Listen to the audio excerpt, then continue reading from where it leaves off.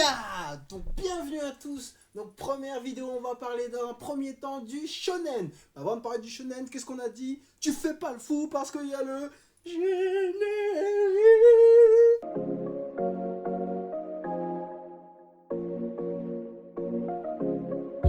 私はブルマ君はベジータ、ずっとこのまま私はガママ、静かな夜は Bienvenue à tous pour cette explication du shonen. RPZ, shonen et ouais, shonen. Donc shonen littéralement qui signifie adolescent. Donc une grande partie des mangas japonais, elles sont destinées aux garçons, on va dire de 10 à 17, 18 ans environ, peut-être même avant. Donc c'est le shonen. Donc le shonen, généralement, ça encourage l'adolescent, en fait, la personne, à développer des énergies positives. Le courage, la persévérance, l'amitié ou le don de soi. La plupart des récits, ça met en avant un héros juvénile. Donc généralement, il est jeune, mais bien sûr, on peut le suivre sur plusieurs étapes. On peut le suivre jeune, adolescent et adulte.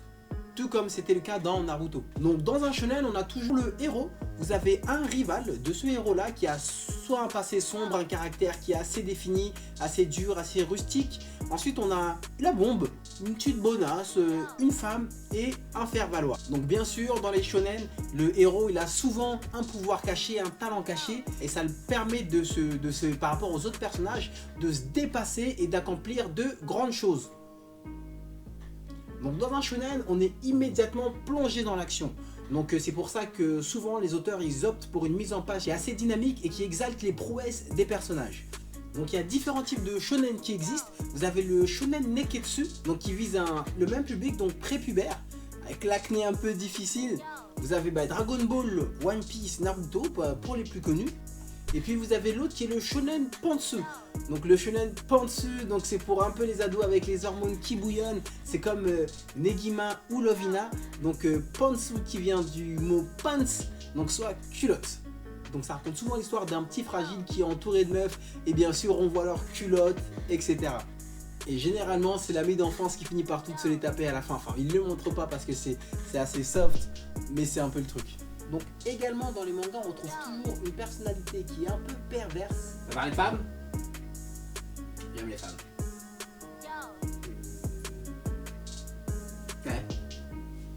J'ai une poche dans mon calbut. Ça pose un problème? Ouh. 06. Je sais pas ce qui vient de se passer. On va oublier ça, que je sais pas ce qui s'est passé. Donc voilà pour l'explication du shonen. Donc il y a deux types de shonen, mais ça reste du shonen. Donc c'est les mangas les plus connus en France ou même au Japon principalement. Donc il y a les autres vidéos shoujo, seinen, Kodomo. N'hésite pas si la vidéo t'a plu à t'abonner. Bouya!